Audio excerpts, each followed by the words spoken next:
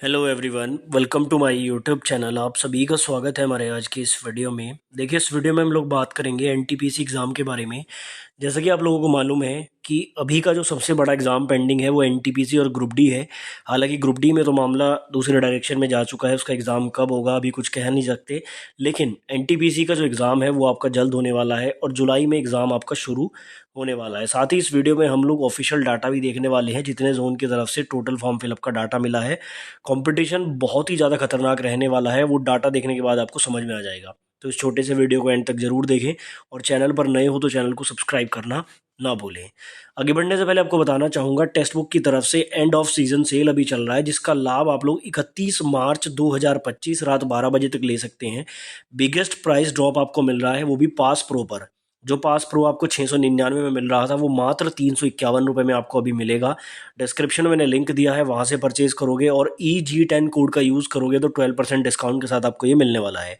तो lowest price है, अभी जाकर ले लीजिए। एनटीपीसी ग्रुप डी सभी की तैयारी आप लोग यहाँ पर बहुत बेहतर तरीके से कर सकते हैं। Previous year test, mock test, सब कुछ आपको यहाँ पर सिंगल पास में मिलने वाला है। तो लिंक मैंने डिस्क्रिप्शन में दे दिया है। सबसे पहले बात करते हैं यहाँ पर टोटल फॉर्म फिलअप का डाटा। अभी तक लगभग 17 जोन की तरफ से बिल्कुल एग्जैक्ट डाटा आरटीआई रिप्लाई के माध्यम से आ चुका है। मेरे पास सारे आरटीआई अवेलेबल हैं, लेकिन मैं एक एक आरटीआई आपको दिखाऊंगा तो बहुत लंबा वीडियो हो जाएगा। तो मैंने इसको क्या किया है, मैंने एक पेज पर उसको नोट डाउन कर लिया और यहाँ पर मैंने पोस्ट के साथ ये लिख दिया है कि किस जोन में कितनी पोस्ट है और कितने फॉर्म भरे गए हैं।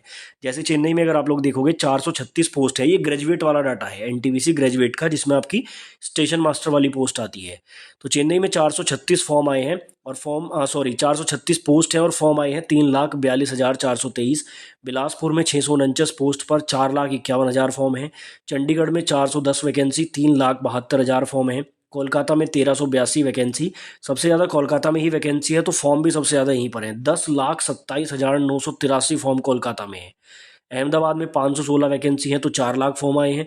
सिलीगुड़ी में वैकेंसी 40 थी तो 23,000 फॉर्म आए हैं। जम्मू में 145 वैकेंसी पे लगभग 70,000 फॉर्म आए हैं। मुंबई में 827 वैकेंसी पर 6,70,000 के अराउंड फॉर्म आए हैं। पटना में 111 वैकेंसी, 54,000 फॉर्म आए हैं। रांची में 322 वैकेंसी, 1,20,000 फॉर्म आए हैं। बेंगलुरु में 496 वैकेंसी, 2,20,000 फॉर्म आए हैं।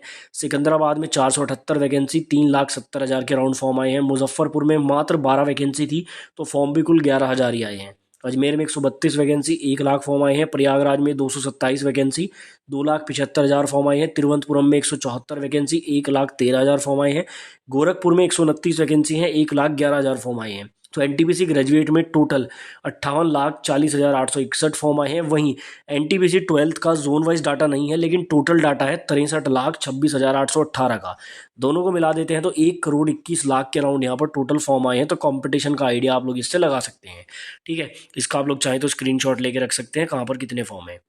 अब बात करते हैं इसके बाद एग्ज़ाम डेट की। देखो, एनटीपीसी का एग्ज़ाम कब होगा ये भी एक बड़ा सवाल है। जैसा कि यहाँ पर ये जो शेड्यूल हमें मिला था रेलवे की तरफ से, इसमें बताया गया था कि एनटीपीसी ग्रेजुएट का एग्ज़ाम अप्रैल में और अंडर ग्रेजुएट का एग्ज़ाम मई जून में होगा, लेकिन ये पूरी तरह से फेल हो चुका है। अब मैं आपको एग्जैक्ट कैलकुलेशन बताता हूँ कब आपका एग्ज़ाम हो सकता है। देखो, सबसे पहले तो मैं आपको बता दूँ, रेलवे ने 12th का जो ये एनटीपीसी 12th वाला है उसका अप्रैल में एग्ज़ाम कराने की बात कही थी, लेकिन अप्रैल में कहीं से कहीं तक एग्ज़ाम नहीं हो सकता। क्यों? क्योंकि अभी तक जो है आपका स्क्रूटनी होने के बाद जो स्टेटस है वो जारी नहीं हुआ है और कोई भी एग्ज़ाम डेट का कोई अपडेट नहीं है। तो अप्रैल में तो संभव नहीं, बिल्कुल भी नहीं है। और ग्रेजुएट वाली वैकेंसी का इन्होंने मई जून में बताया था, लेकिन मई जून में भी संभव नहीं है। क्यों नहीं है मैं आपको बताता हूँ। देखो, सबसे पहले अप्रैल में आप लोग देखो, अप्रैल में आपका आरआरबी जेई का एग्ज़ाम हो रहा है जिसकी डेट्स ऑलरेडी आ चुकी है। पैरामेडिकल का एग्ज़ाम हो रहा है जिसकी डेट्स ऑलरेडी अनाउंस हो चुकी है। और उम्मीद है कि एएलपी का CBT 2 भी अप्रैल में ही होगा। अब यहाँ पर एक कंडीशन है, अगर एएलपी का CBT 2 अप्रैल में नहीं होता है तो ये एग्ज़ाम आपका मई में जाएगा।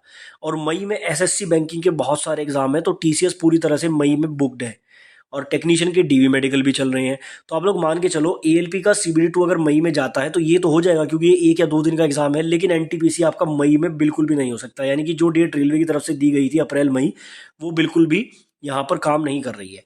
अब जून में भी आपका एग्जाम होने के 50% चांसेस हैं। क्यों? क्योंकि देखो, मैंने आपको बताया दोनों के मिलाकर 1,21,00,000 फॉर्म है। 1,21,00,000 छात्रों का एग्जाम कोई 2-4 दिन में तो हो नहीं सकता। कम से कम ये एग्जाम आपका 2 महीने चलने वाला है, या फिर अगर इसको बहुत तेजी से भी कराएं तो 1 से 1.5 महीने एग्जाम 100% चलेगा। तो इसके लिए क्या है कि रेलवे को या टीसीएस को एक पूरा फ्रेश स्लॉट चाहिए 1 से 1.5 महीने का, जहां पर रेलवे के एग्जाम कराए जा सके। और ऐसा स्लॉट जून में भी संभव नहीं है, 50% चांसेस हैं, क्योंकि जून में भी कुछ एग्जाम है। तो जुलाई और अगस्त में आपका ये एग्जाम संभावित है, क्योंकि 1 से 1.5 महीना अगर एग्जाम चलना है तो जुलाई में स्टार्ट होकर ये अगस्त तक चलेगा। तो मान के चलो मैक्सिमम चांसेस है जुलाई अगस्त में होने के। अभी आपका मार्च खत्म हो गया तो अप्रैल मई जून, ठीक है ना, 3 महीने आपके पास पूरी तरीके से हैं अभी भी तैयारी करने के लिए। और उसके बाद जुलाई अगस्त में ही आपका एग्जाम ये होना संभव है, और कम से कम 1 से 1.5 महीना ये एग्जाम चलेगा।